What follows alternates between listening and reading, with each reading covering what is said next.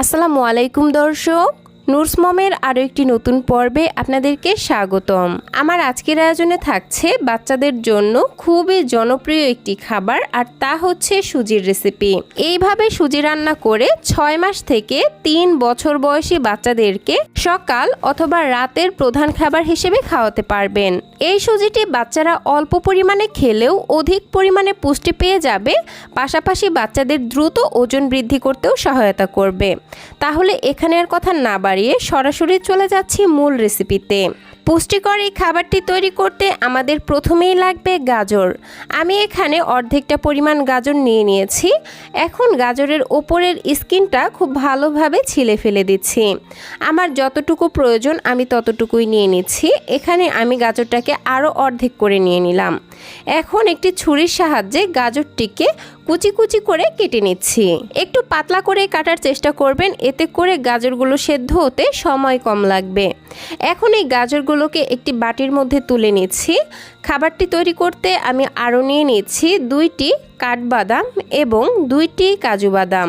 এখন এই সব কিছুকে আরও একবার পানি দিয়ে খুব ভালোভাবে ধুয়ে নিব। এগুলোকে ধুয়ে নিয়ে সরাসরি চুলাতে চলে যাচ্ছি।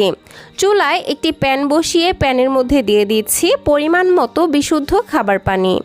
এখন কেটে ধুয়ে রাখা সবজিগুলো এর মধ্যে দিয়ে দিলাম, আর একটি ঢাকনা দিয়ে ঢেকে এই গাজরগুলো পুরোপুরিভাবে সেদ্ধ হওয়া পর্যন্ত রান্না করে নিচ্ছি।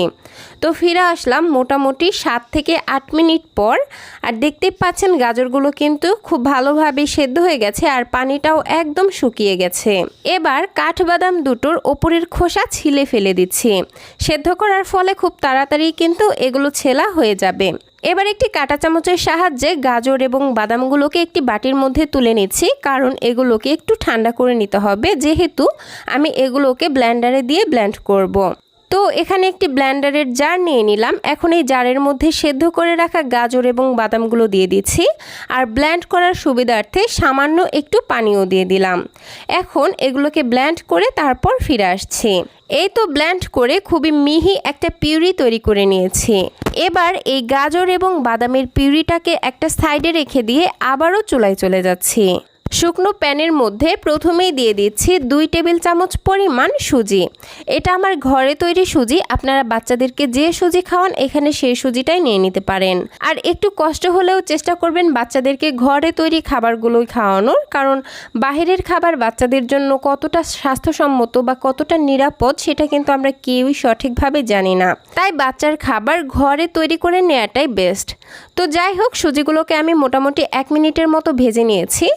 এখন এগুলো সেদ্ধ হওয়ার জন্য দিয়ে দিচ্ছি পরিমাণ মতো পানি। 1 বছরের ওপরের বয়সী বাচ্চাদের জন্য এখানে পানির পরিবর্তে গরুর দুধ ব্যবহার করতে পারবেন। তো পানির সঙ্গে অনবরত নেড়েচেড়ে সুজিগুলোকে মিশিয়ে নিচ্ছি, আর চুলার আঁচ মিডিয়াম টু লোতে রেখে এই সুজিগুলোকে রান্না করে নিচ্ছি।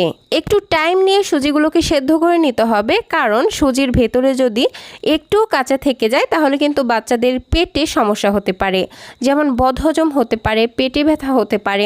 এজন্য আমি মোটামুটি 5 থেকে 6 মিনিট সময় নিয়ে সুজিগুলোকে খুব ভালোভাবে রান্না করে নিয়েছি। আর দেখতেই পাচ্ছেন সুজিগুলো কিন্তু প্রায় অনেকটাই সেদ্ধ হয়ে গেছে, আর পানিটাও শুকিয়ে এরকম অবস্থায় চলে এসেছে। এখন আমি আগে থেকেই যে গাজর এবং বাদামের পিউরিটা তৈরি করে রেখেছিলাম সেই পিউরিটা এই সুজির মধ্যে দিয়ে দিচ্ছি, আর নেড়ে চেড়ে সুজির সঙ্গে খুব ভালোভাবে মিশিয়ে নিচ্ছি। গাজরের পিউরিটা দেওয়ার পর আমি আরও 3 থেকে 4 মিনিট সময় হাতে নিয়ে সুজিটাকে রান্না করে নিব, আর এতেই কিন্তু পুরোপুরিভাবে সুজিগুলো সেদ্ধ হয়ে যাবে, আর বাচ্চার চাহিদা অনুযায়ী খাবারটি ঘন হয়ে আসবে।